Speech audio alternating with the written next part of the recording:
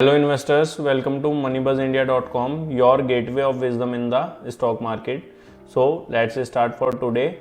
Please like and subscribe to the channel if you are liking our work.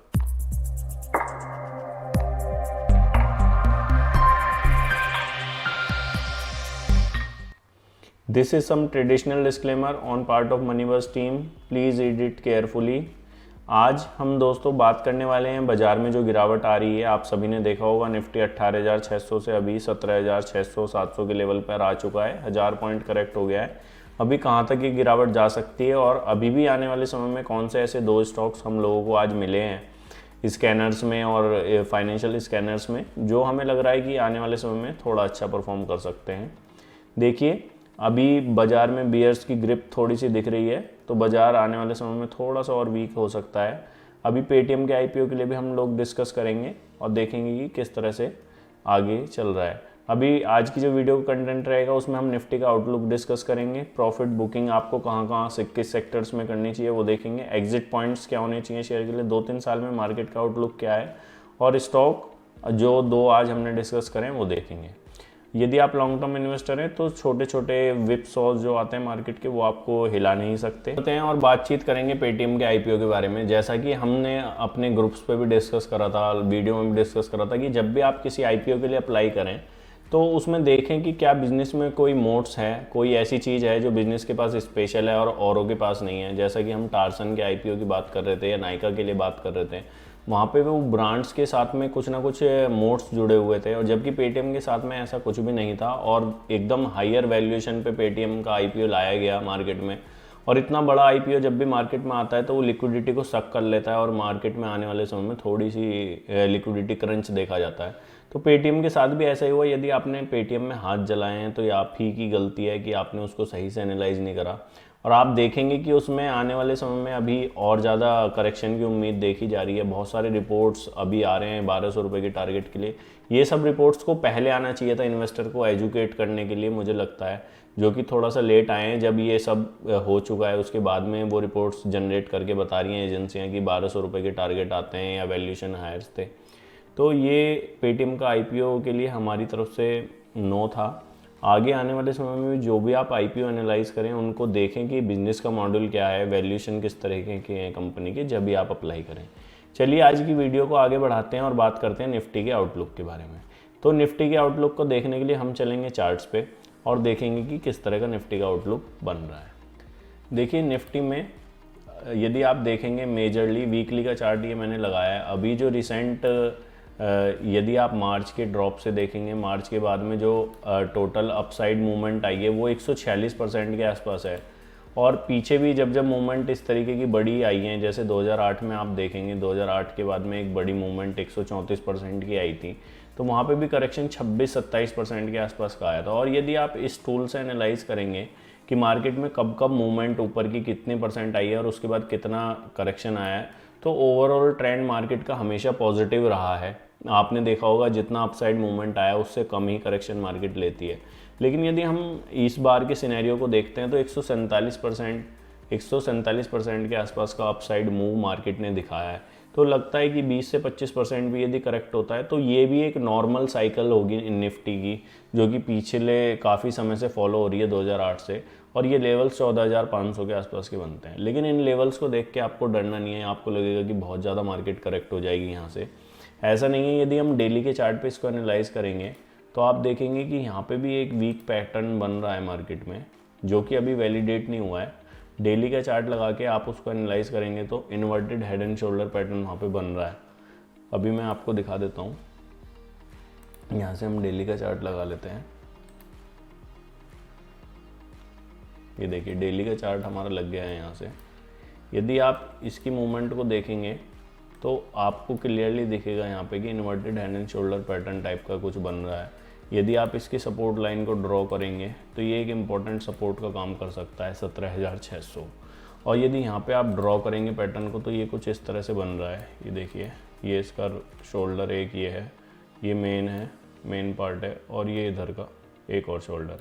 तो यदि ये pattern validate होता है यहाँ से, मार्केट नीचे करेक्ट होती है 17,500 के आसपास, तो आप यहाँ से अभी ट्रेंड लाइन के थ्रू टारगेट निकालेंगे। देखिए ये इसकी लेंथ के अनुसार नीचे का टारगेट जो आपका बनता है वो देख लेते हैं कहाँ पे आ रहा है मार्केट का करेक्शन।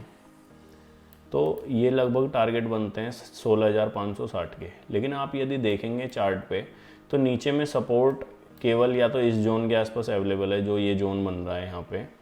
यदि आप हॉरिजॉन्टल लाइन से ड्रॉ करेंगे इसको तो आप देखेंगे कि एक छोटा सा सपोर्ट यहाँ पे बन रहा है चार्ट्स पे इस जोन में 16,300 से 16,600-500 की रेंज में, वही टारगेट यहाँ पे बन रहे हैं। तो यदि ये मार्केट वीक होती है और 17,500 के नीचे फिसल के यहाँ पे सस्टेन कहीं करती है या नीचे के लेवल्स दिखाती है तो हो सकता है आने वाले समय में आपको ये लेवल्स दिखें। यदि यहाँ से भी मार्केट स्लिप होता है तो फिर एक स्ट्रॉन्ग सपोर्ट मुझे लगता है बाज़ार के लिए ये रहेगा 15,900 के आसपास का। और यहाँ से नीचे नहीं लगता बाज़ार को जाना चाहिए 15,600 15,900 के नीचे, यदि कोई मेजर ड्रॉप डाउन बाज़ार में नहीं है या मेजर कंसर्न नहीं है। तो यदि आने वाले समय में ये पैटर्न इनवैलिड होता है तो मार्केट फिर से नए हाईज़ बनाती हुई दिखेगी, और यदि नहीं ये पैटर्न वैलिडेट हो जाता है तो नीचे आ जाएगी मार्केट और फिर यहाँ से कहीं से या इसके नीचे से कहीं से आपको दोबारा नए हाईज़ बनाती हुई दिखेगी। ओवरऑल ट्रेंड 2 से 3 सालों की बात करें तो मार्केट का पॉजिटिव है आने वाले समय के लिए। आप प्रॉफिट बुकिंग की बात कर रहे हैं कि प्रॉफिट बुकिंग आपको कहाँ करनी चाहिए, तो एक एग्जांपल ले लेते हैं। जैसे कि तानला प्लेटफॉर्म हमने रिकमेंड करा था हमारे ग्रुप पर भी, और इसमें व्हाट्सएप ग्रुप है एक हमारा, उसमें रिकमेंड करा था हमने, और टेलीग्राम पर भी रिकमेंड करा था। तो ये शेयर लगभग यहाँ पे इस लेवल पे 80-90 रुपये के आसपास आप सभी को पता हुआ आया था। अब तानला प्लेटफॉर्म जैसे शेयर में या जो भी आपकी अभी इक्विटी होल्डिंग की पोजीशन चल रही है उसमें एग्जिट के पॉइंट्स क्या बन सकते हैं, तो एग्जिट के लिए आपको 2 बातों का ध्यान रखना चाहिए। एक तो कंपनी के वैल्यूएशन, क्या वैल्यूएशन उस लेवल पर रीच कर चुके हैं जहाँ पे आपने इसको एक्सपेक्ट करा था जब आपने एंट्री ली थी, या दूसरा कि अर्निंग, क्या अर्निंग उस हिसाब से कम हो रही है कंपनी की, या अर्निंग की एक्सपेक्टेशन आपकी कम हो गई है इस शेयर से। तो वो वैल्यूएशन के क्राइटेरिया आपको देखने चाहिए। यहाँ पे अभी देखिए 400 के लेवल्स 90 रुपये से इस शेयर ने दिखाए, फिर 90 रुपये के ऊपर यहाँ पे 900-1000 के आसपास सस्टेन करा। यहाँ पे भी हम लोगों की नज़र थी इस पे शेयर पे जब ये यहाँ पे कंसोलिडेट हो रहा था, और कंसोलिडेशन के बाद में फिर से एक अप मूव बहुत अच्छा 1000 से अभी देखिए 1461 40-46% की रिटर्न फिर से दे दी है इस स्टॉक ने। यहाँ पे छोटा सा कंसोलिडेशन हुआ, फिर से चल पड़ा है। तो इसके फाइनेंशियल इस तरीके के हैं कि वो इसको सपोर्ट कर रहे हैं, तो इस तरीके के शेयर में आपको बने रहना चाहिए। अब 90 रुपये का शेयर आपका 1460 रुपये चल रहा है विद इन 2 ईयर। अब आप मान के चलिए कि 100, 200, 300% से ज़्यादा रिटर्न आपने कमा लिया है इसमें। हो सकता है आने वाले समय में ये कंपनी और बढ़िया करे। जैसे कि एक और कंपनी देख लेते हैं, बिरलासॉफ्ट लिमिटेड। ये इस तरीके की कंपनियां जो आपको नीचे के वैल्यूएशन पे मिली हुई हैं, आपको लग रहा है कि हमने काफ़ी पैसा इसमें बना लिया है, लेकिन अभी भी इनका एग्जिट पॉइंट मुझे लगता नहीं है कि आया है। देखिए बिरलासॉफ्ट कंसोलिडेट होकर दोबारा चल पड़ा है यहाँ से, तो आपको यहाँ के नीचे थोड़ा सा वेट करके एंट्री स्टॉप लॉस अपने डीप रखने चाहिए। अभी आने वाले समय में हो सकता है ये कंपनी आपको और 10x 20x तक रिटर्न दे पाएँ। अब आगे बात करते हैं कि स्टॉक कौन से हैं जो आज हम डिस्कस करने वाले हैं। तो पहला स्टॉक है मारुति सुजुकी इंडिया लिमिटेड।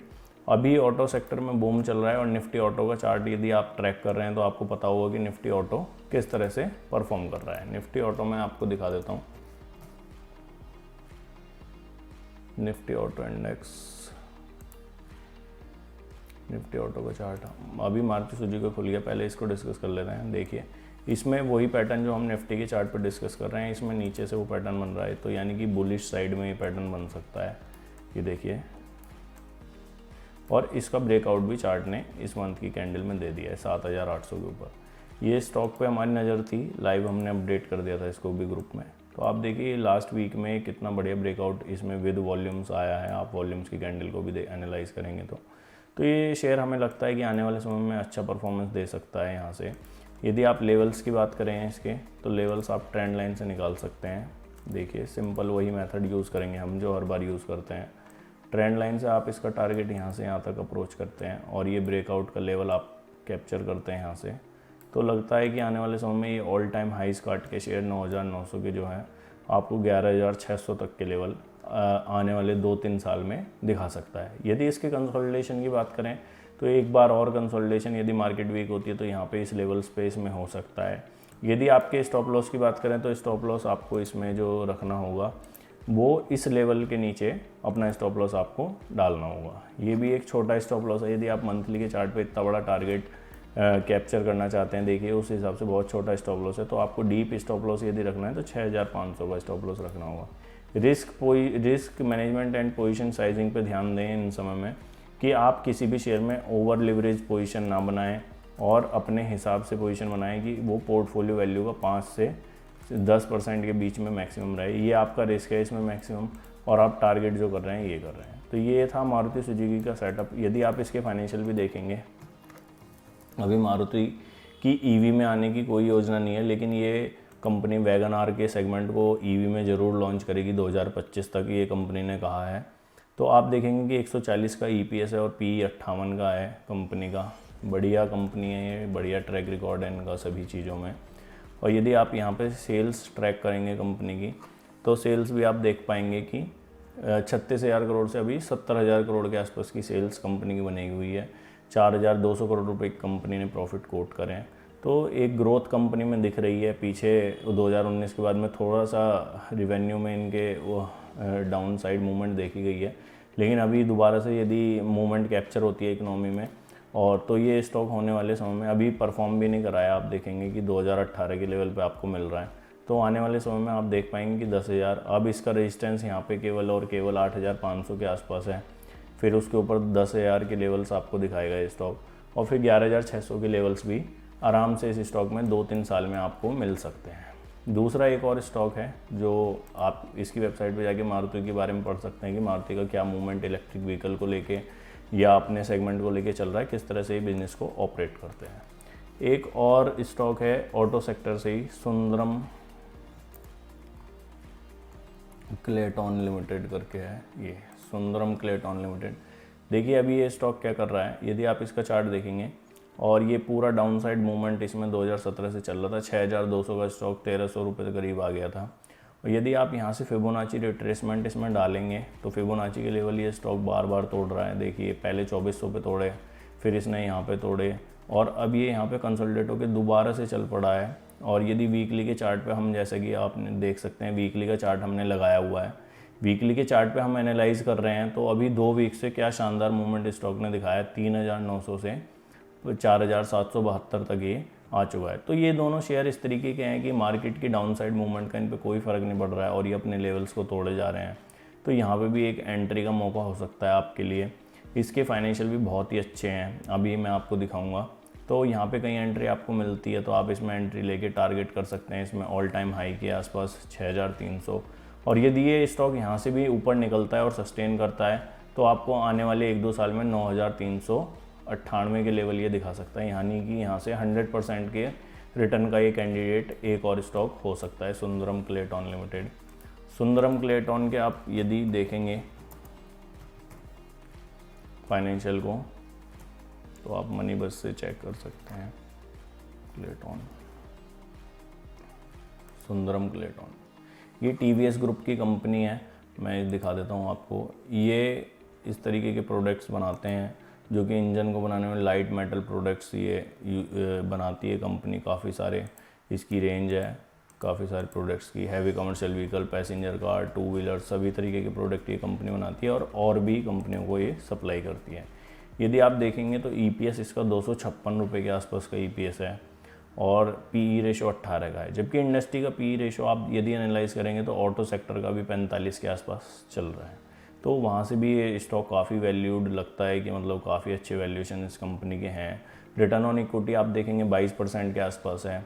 और यदि आप सेल्स को एनालाइज करेंगे, जो कि मेन फैक्टर मैं मानता हूँ किसी भी कंपनी की ग्रोथ में है, तो नेट सेल आप देखेंगे 2012 से 8,200 करोड़ से 20,000 करोड़ हो चुकी है। और प्रॉफिट आपके 166 से 595 करोड़ हो गए हैं। और प्रोमोटर शेयर होल्डिंग 75% है और कोई भी शेयर प्लेज नहीं है। तो ये 2 शेयर थे जो हमें लगता है कि आने वाले समय में अच्छा परफॉर्म कर सकते हैं।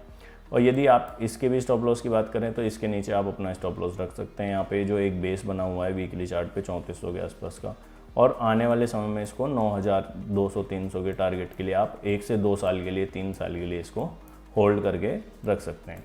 ये 2 कंपनियां हमें लगती हैं कि वैल्यूएशन के हिसाब से भी और चार्ट के हिसाब से भी जो कि अच्छा परफॉर्म कर सकती हैं आने वाले समय में। अपने रिस्क को कंट्रोल में रखें, मार्केट में करेक्शन आते रहते हैं, अपने को पॉजिटिव मूवमेंट के साथ जोड़े रखें और इस तरीके की शेयर्स में बने रहें जहाँ पे भी आपको पॉजिटिव मूवमेंट दिख रहा है।